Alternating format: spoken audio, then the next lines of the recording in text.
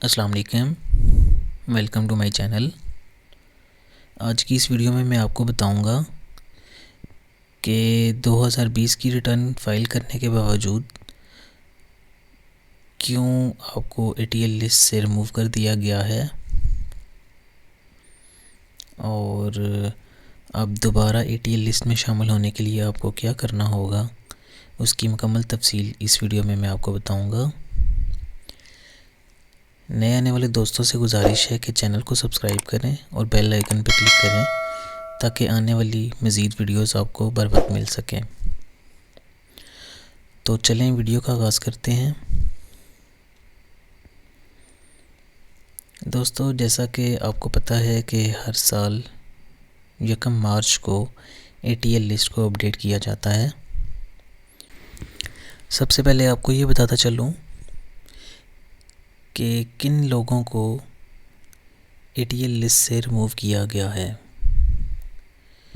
एक तो वो लोग हैं कि जिन्होंने अपनी 2020 की रिटर्न फाइल नहीं की, और दूसरे वो लोग हैं कि जिन्होंने लास्ट डेट जो कि 8 दिसंबर 2020 थी उसके बाद अपनी 2020 की रिटर्न फाइल की है। जिन लोगों ने, उन लोगों को एफपीआर ने एटीएल लिस्ट से रिमूव किया है।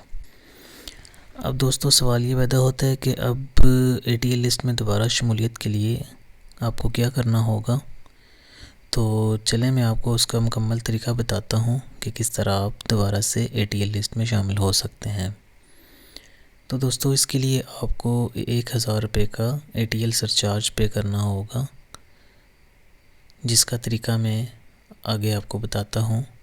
चलते हैं स्क्रीन की तरफ और ब्राउज़र में आपने टाइप करना है e.fpr.gov.pk।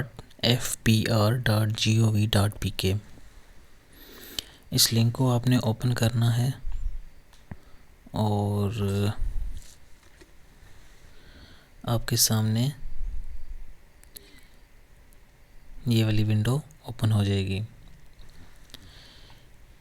यहाँ पे आपने दोस्तों, अगर आपके पास यूज़र नेम और पासवर्ड आपका आयरस का अगर आपके पास अवेलेबल है तो आप यहाँ से उसको लॉगिन कर सकते हैं, और अगर आप उसको as a guest user login करना चाहते हैं तो आप सिंपल ई पेमेंट पे क्लिक करेंगे और इनकम टैक्स के ऊपर क्लिक करेंगे। यहाँ पे आने के बाद आपने यहाँ से साल 2020 सेलेक्ट करना है। दोस्तों, एक बात आपको बताता चलूँ कि जब हम 2019 की लेट फाइलिंग करते थे तो यहाँ पे हमने 2019 सेलेक्ट करना होता था, जबकि अभी 2019 का साल क्लोज़ हो चुका है और अभी 2020 का जो ईयर है वो ओपन है। इस वजह से हमने अभी 2020 की पीएसआईडी जो है वो हमने पे करनी है। तो यहाँ से हमने 2020 सेलेक्ट करना है और यहाँ पे आके अगर आपके पास इंडियन नंबर है तो इंडियन नंबर सेलेक्ट करना है, और अगर आपके पास आईडी कार्ड नंबर है तो आपने आईडी कार्ड का ऑप्शन सेलेक्ट करना है। यहाँ पे आपने अपना सीएनएसी नंबर इंटर करना है।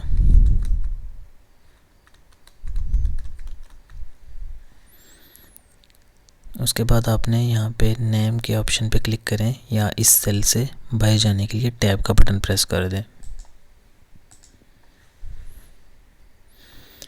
देखें, सिस्टम ने आपका नाम जो है वो फेच कर लिया है।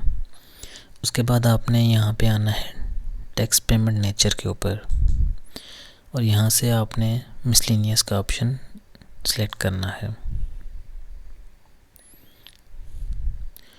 इसके बाद आपने आगे सेकंड जो है टैक्स पेमेंट सेक्शन जो है इसके ऊपर क्लिक करना है, और यहाँ से 920601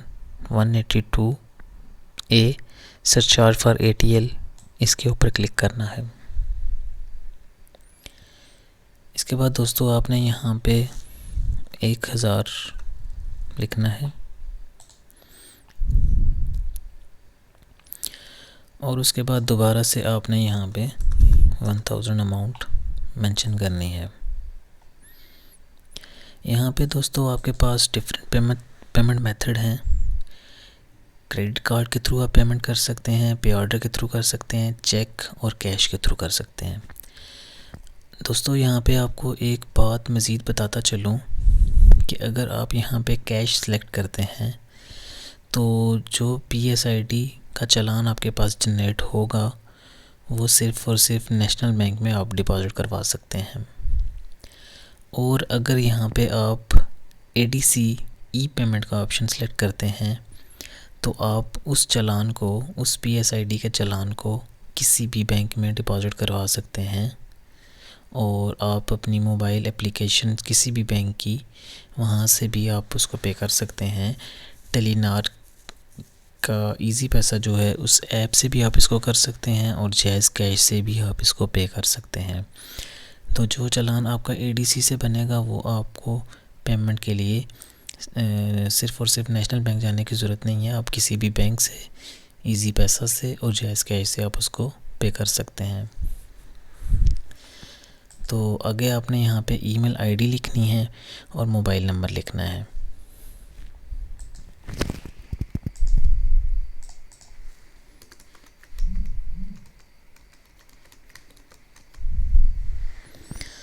दोस्तों ईमेल ID लिखने के बाद आपने यहाँ पे आना है, क्रिएट के बटन के ऊपर क्लिक करना है।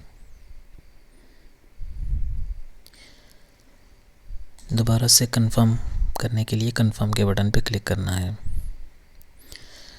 इसके बाद आपके पास PSID नंबर जो है ये जनरेट हो चुका है। अगर तो आपने ADC की PSID बनाई है तो आपको जस्ट ये नंबर जो है ये ज़रूरत पड़ेगा PSID को पे करने के लिए। और अगर आपने बैंक के थ्रू करना है इसको डिपॉज़िट तो फिर आपने यहाँ से अपना सिटी सेलेक्ट करके प्रिंट के बटन के ऊपर क्लिक करना है। तो आपके पास एक ये चालान जनरेट होगा। इस चालान को आप बैंक में लेकर जाएंगे और वहाँ से आप इसको पे करेंगे।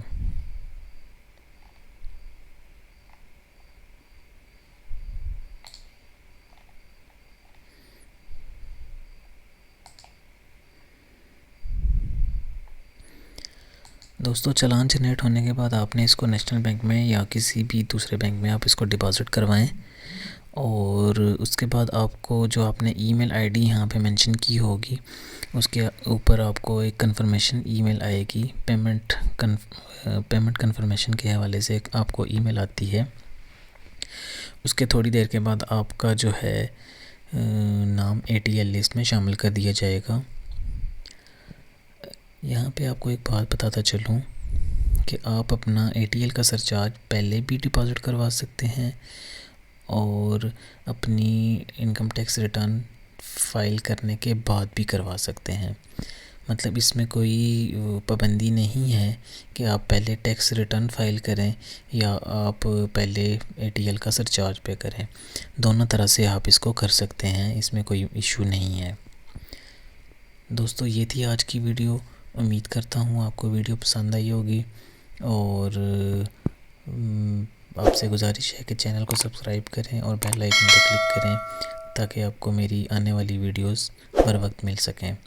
Thank you for watching. अल्लाह हाफिज़।